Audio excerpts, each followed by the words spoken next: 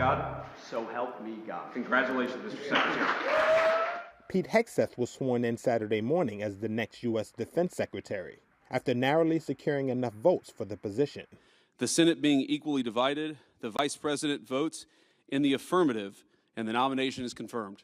The tie-breaking vote was made Friday night by Vice President J.D. Vance, after 3 Republicans joined every Democrat and independent in voting no. I'm honored to have Pete. I think Pete's going to be a great Secretary of Defense, Pete Hegseth, and we're honored to have him. It was only the second time in history a cabinet nominee needed a tie-break to be confirmed. The 3 Republican senators who voted against Hegseth were Senators Lisa Murkowski, Susan Collins, and Mitch McConnell, who was the party's leader in the chamber until this month. In a statement, McConnell said, quote, "Mere desire to be a change agent is not enough to fill these shoes." Hegseth, a former Fox News personality and decorated veteran, is the most divisive candidate to clinch the U.S. military's top job, a position that has historically gone to individuals with deep experience running large organizations and who enjoy broad bipartisan support.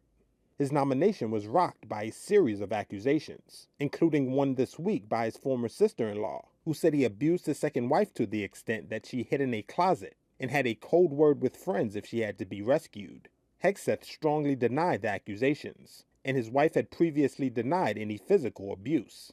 Hegseth will lead 1.3 million active duty service members and the nearly 1 million civilians who work for the U.S. military, which has a nearly $1 trillion annual budget. Now that Pete Hegseth has been confirmed as Defense Secretary, he begins a term that will be immediately marked by security at the border. But there's a lot of different initiatives that President Trump has eyed for the military that he might need to take on very quickly. First of all, Trump has questioned whether or not all of the aid for Ukraine is necessary.